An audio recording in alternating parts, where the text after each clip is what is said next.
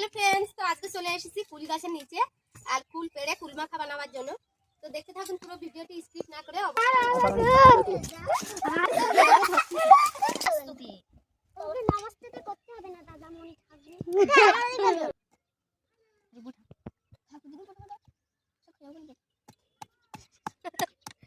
খেয়ে নেবে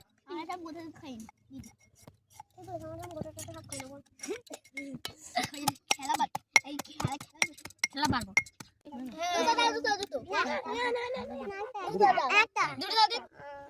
আমি বেঁচে দেবো।